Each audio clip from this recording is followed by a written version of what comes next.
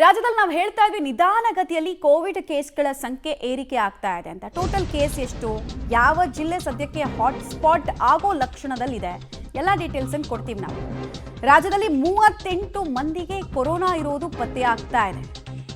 Corona ಇರೋದು 38 ಜನರಲ್ಲಿ ಪತ್ತೆ ಆಗ್ತಾ ಇದೆ. ಬೆಂಗಳೂರು ನಗರದಲ್ಲೇ 32 ಮಂದಿಗೆ ಪಾಸಿಟಿವ್ ಇದೆ. ಸೊ 38ರ ಪೈಕಿ 32 ಅಂದ್ರೆ ಆಲ್ಮೋಸ್ಟ್ 80%ಕ್ಕೂ ಜಾಸ್ತಿ ಕೇಸಸ್ ಬೆಂಗಳೂರು ಒಂದರಲ್ಲೇ ಇದೆ. ಬೆಂಗಳೂರು ನಗರದಲ್ಲಿ ಎಷ್ಟು ಕೇಸ್ ಅಂತ ಹೇಳಿದ್ವಿ. ಮೈಸೂರಿನಲ್ಲೂ ಕೂಡ ಅಷ್ಟೇ 2 ಕೋವಿಡ್ ಕೇಸ್ಗಳು ದಾಖಲಾಗಿದೆ. ಬೆಂಗಳೂರು ಗ್ರಾಮಾಂತರದಲ್ಲಿ 1, ವಿಜಯನಗರದಲ್ಲಿ 1, ಬಳ್ಳಾರಿಯಲ್ಲಿ 1 ಕೇಸ್ ಪತ್ತೆಯಾಗಿದೆ. ದಕ್ಷಿಣ ಕನ್ನಡದಲ್ಲೂ ಕೂಡ 1 ಪಾಸಿಟಿವ್ ಕೇಸ್ ಪತ್ತೆಯಾಗಿರೋದು ತಿಳಿದು ಬರ್ತಾ ಇದೆ. ರಾಜ್ಯದಲ್ಲಿ ನಿನ್ನೆ ಒಂದೇ ದಿನ 5 ಕೊರೋನಾ ಕೇಸ್ಗಳು ದಾಖಲಾಗಿದೆ. ಸಾಮಾನ್ಯವಾಗಿ ಕೋವಿಡ್ ಕೇಸ್ಗಳಲ್ಲಿ ಈ ವಾರ 5, 20, 10 ಅಂತ ನೋಡ್ತಾ ಇದ್ರೆ ನೆಕ್ಸ್ಟ್ ವಾರಕ್ಕೆ ದಿಢೀರಂತ ಸ್ಪೈಕ್ ಆಗಿದ್ದನ್ನು ಕೂಡ ನಾವೆಲ್ಲ ನೋಡಿದ್ದೀವಿ. ಹೀಗಾಗಿ 1-2 ಕೇಸ್ ಅಷ್ಟೇ ಅಲ್ವಾ ಅಂತ ನೆಗ್ಲಿಜೆನ್ಸ್ ಬೇಡ, ಮೈ ಮರೆಯೋದು ಬೇಡ.